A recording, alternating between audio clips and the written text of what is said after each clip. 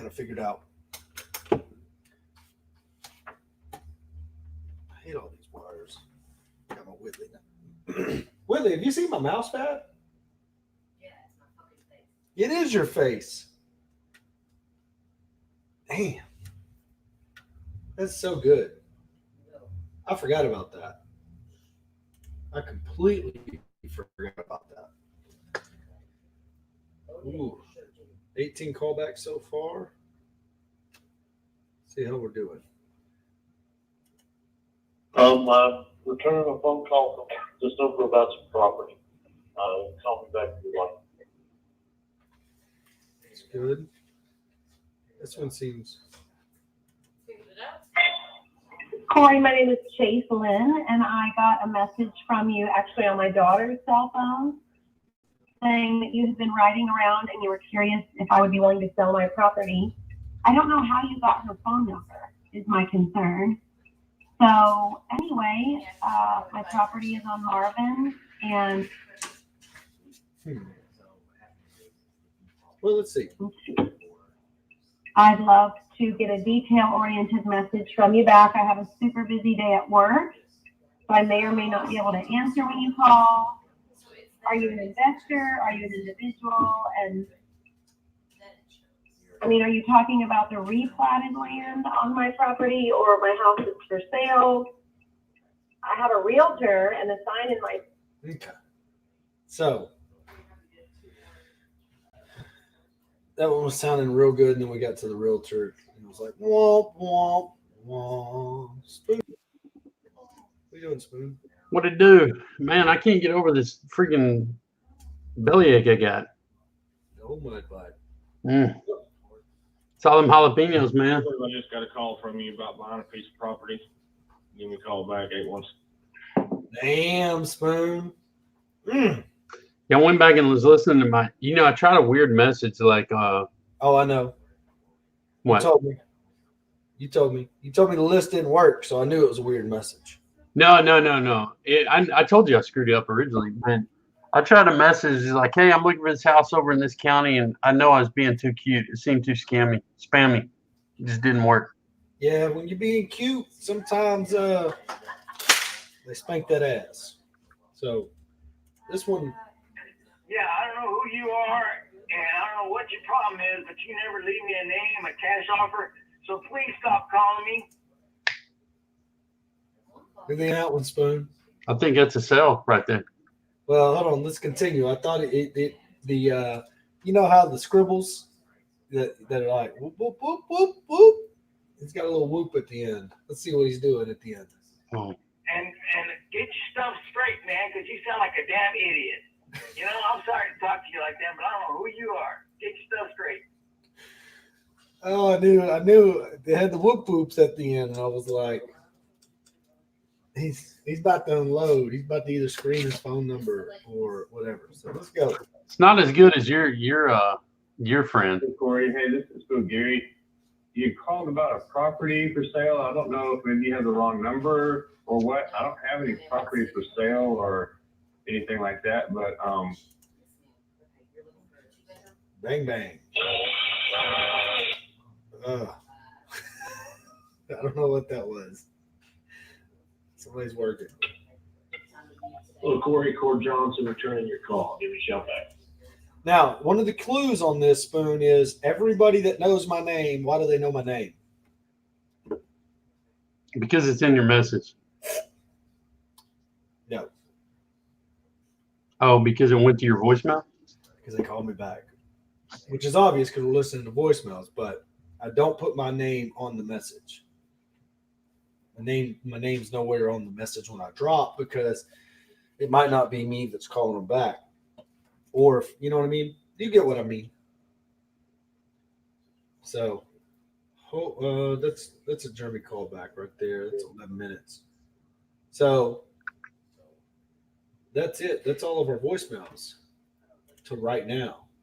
I doubt all of them had even dropped because there was a few thousand.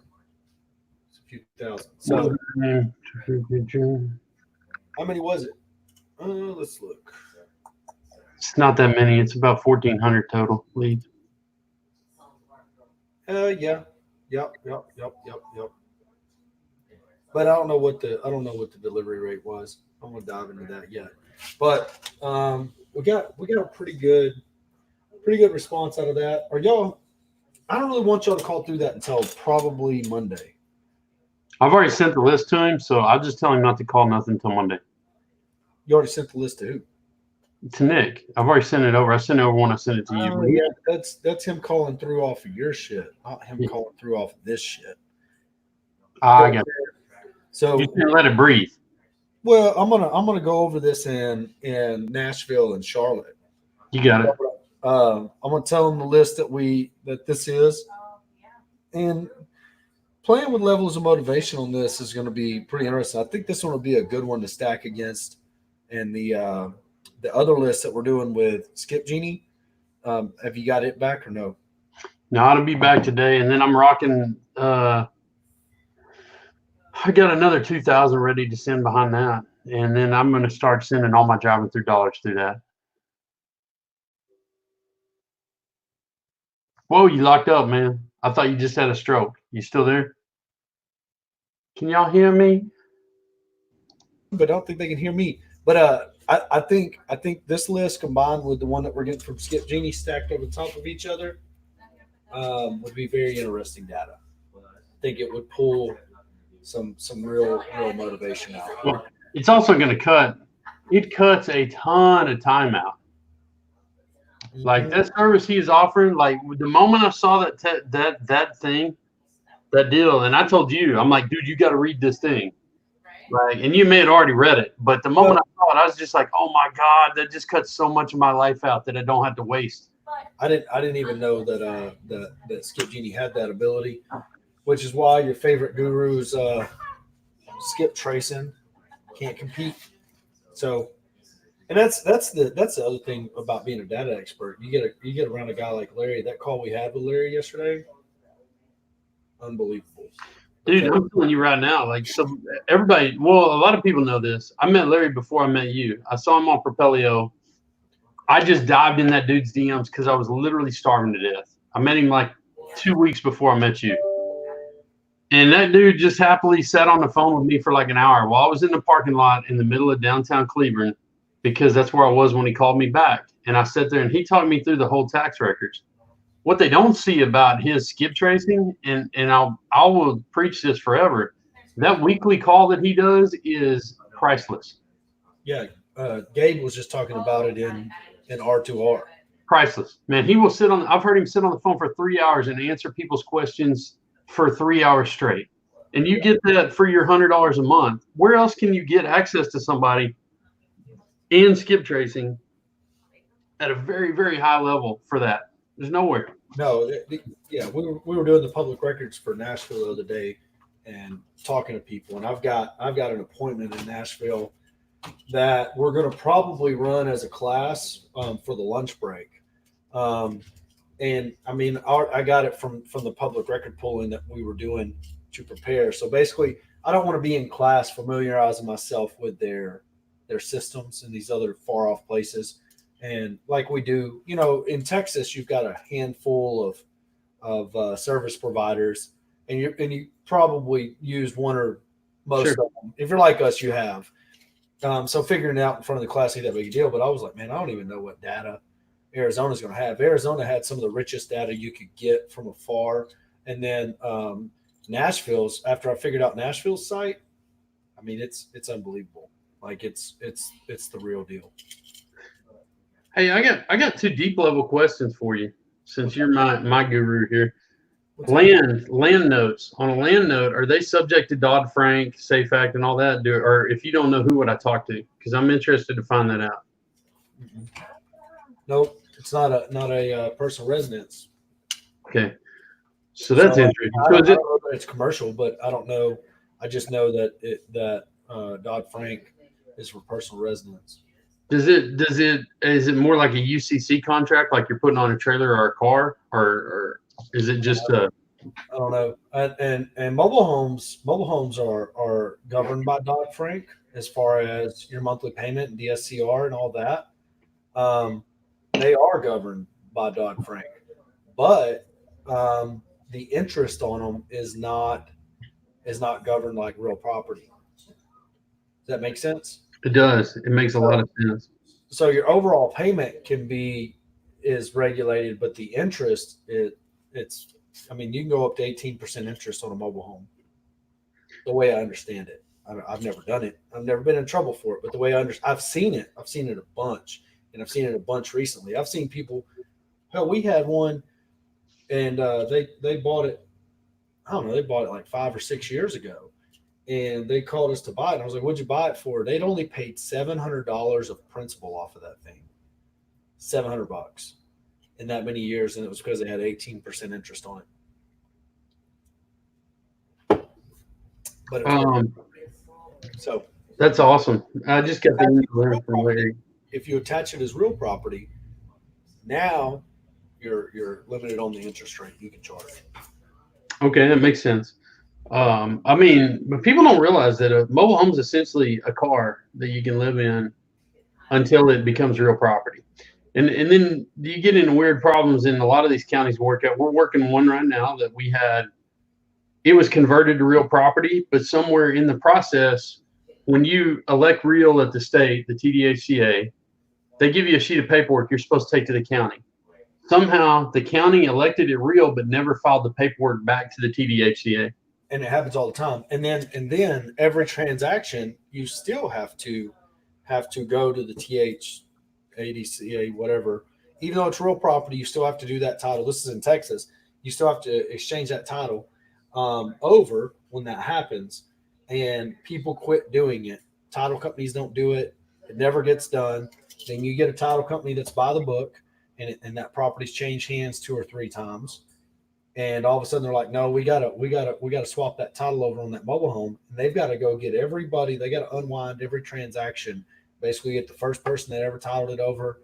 Got to go through that process. Which if they can't find them, it's real easy. They send letters, but it takes a shitload of time. And that's what happened with that little one, a little $23,000 one in Granbury, in Indian Harbor.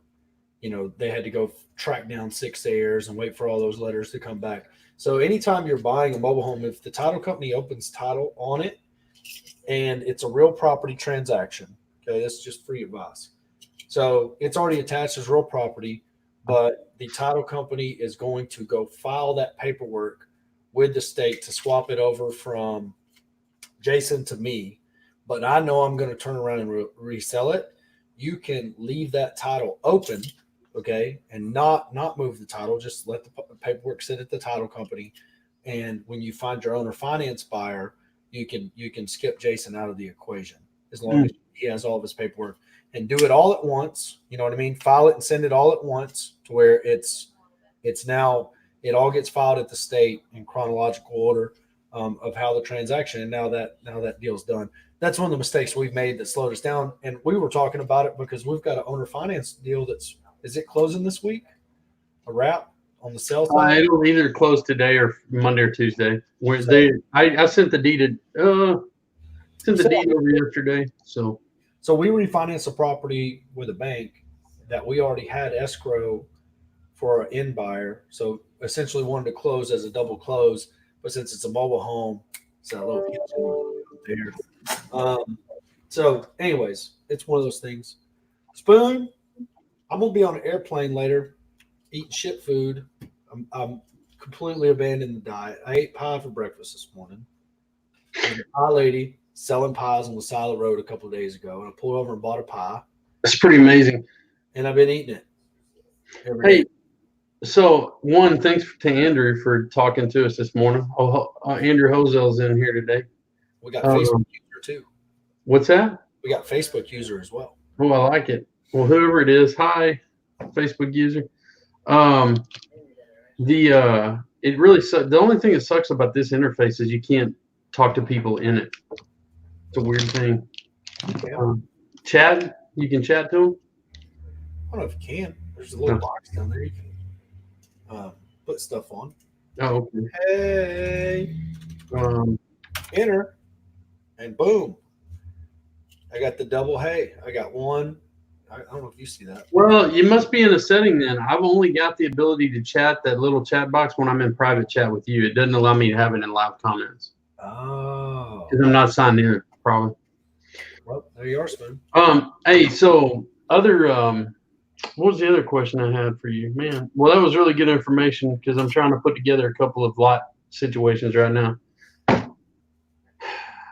Struck off list.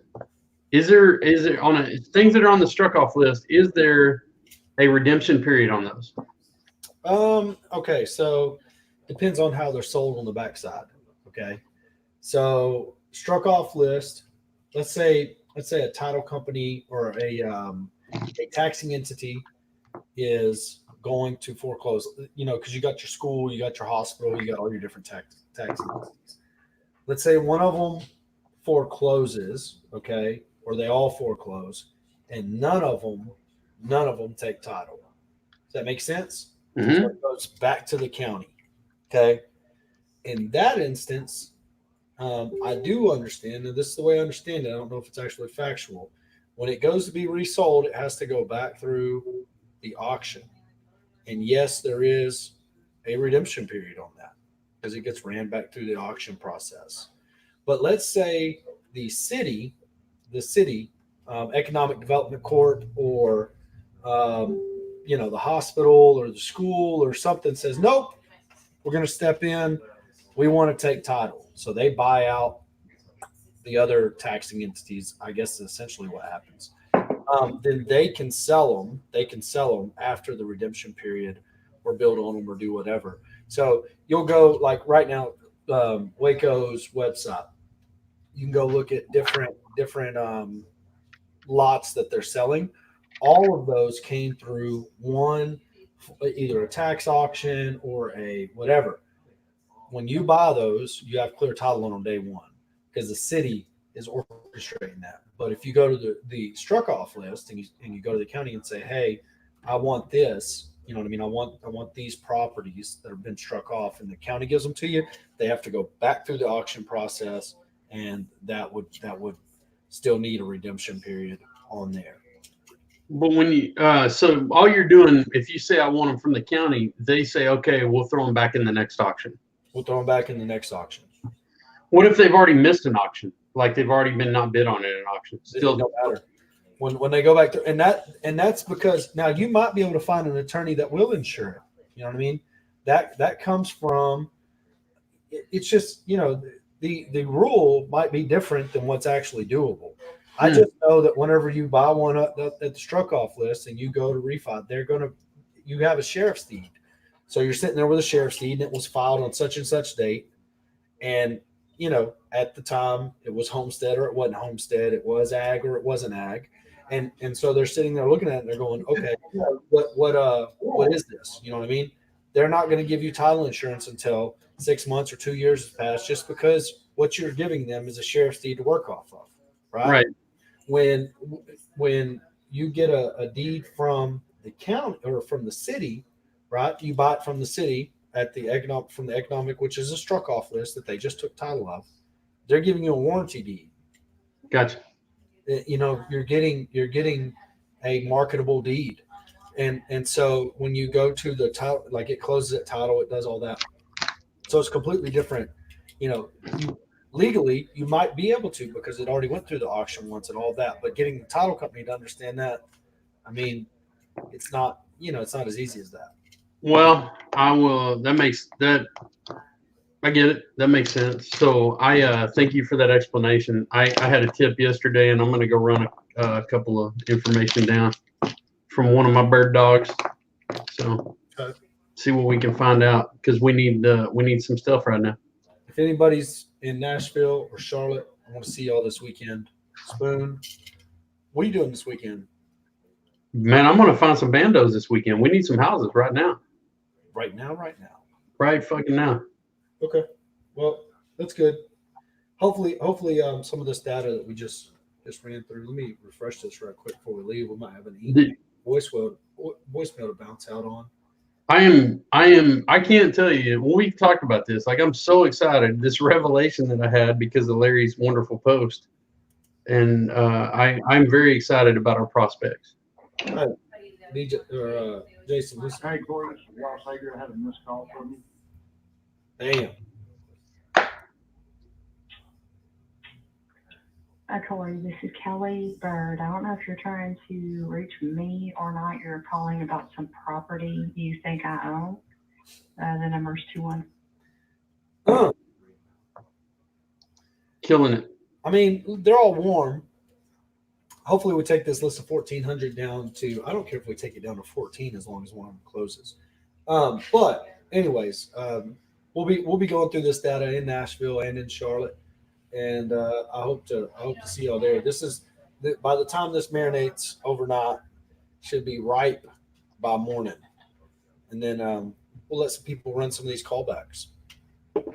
Well, you set the appointments. I'll go run them. Take them down. We'll give it our best shot, and then we're going to be doing data in those cities as well. We're going to be pulling a little bit of data there and running some shit out in there at the class. So I've already got one lead in Nashville and one lead in Charlotte. We got a lead in Charlotte too. Kelly Saunders is already working it. Bam, because Kelly's a beast. I got 100 signs in the back of my truck. I'll go scrabble up whatever the rest we have, and we'll get those dropped too if we can. They need to be out.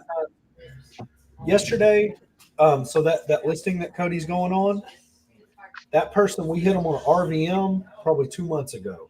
Mm.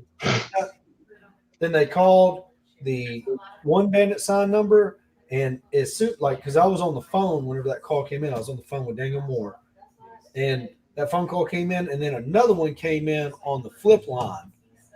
So when I went and pulled that, it was the same number had called both. So we got one phone number on one bandit sign, another phone number on another bandit sign. They called. Nick had already looked at their house off of RVM, and then they called one bandit sign and another bandit sign that we have out. Tell me they're not motivated, but they won't take our offer. And they don't want to listen. Well, text me which one it is. Maybe I'll go make a different offer. It's the one that you put the Savage gif on yesterday. Oh. Cody was like, "You don't have any information, bro?" And I'm like, "Yeah, they're expecting your call." I fell out of my seat when I saw your reply. Like I just fell over. He's like, "I need some info, bro." Yeah, they're expecting your call. Like I don't know what you want me to do. I feel like I'm driving down the road. You know what I mean? Like I can't really give you a whole synopsis on what the fuck's going on, other than there's a listing there and they're ready. They're ready. Like I'd already talked them into a listing. They didn't want to list it, and then I talked them into it. So bang that line, Cody. And we picked up another listing at that Waco appointment yesterday. Did you see that orgy bathtub fucking from the 80s that I put on my Roughneck real estate Facebook page? That's sexy as all get out, man. Dude, that house is a trip, and that came off of this list that we hit right here. So that list in Waco hit hard. We got probably 3 or 4 listings in the work off of that list. So you got a bunch. Hey, I want to run through these real quick because you got a bunch of questions popping up here. Let's see what we got. You're only reaching one number per person. No, Jason, we hit all of them. Like everyone we can find. Who else? Why use Flip? He's using Flip on the phone because it's freaking easier than trying to use CallRail. Jumping back and forth between CallRail and apps is terrible. Well, it's the interface. So I'll go to Flip right now and show you. I don't know if it'll pull up, but when you look at Flip, it gives you 5 different phone numbers, and they're $80 per phone number per year. Okay, and I don't know that I've ever paid again. I don't think they've ever billed me for it again. They're probably using that same credit card you didn't pay off from 12 years ago. Maybe. But so I've got 5 phone numbers, but all of it's right there. And then whenever, let's say we'll go to one that is just an angry caller.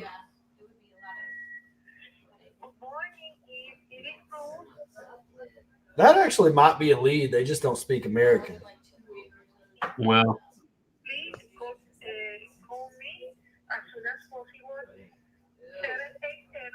I might need to turn that over to Luis. I thought it was just like one of those Chinese robocallers. No, I'll send that one to Luis. Let him get it. I'm gonna have to screenshot that. So, anyways, let's go to a different one that we know is a robocall. or that crazy ass person from Corsicana. So this right here is how it shows up. Okay. So I got a voicemail, and then if I text from here, if I text, I say sup. My text message is right there. So the interface is really simple. All forms of communication. So like everybody wants a cool CRM and all that, and I get that.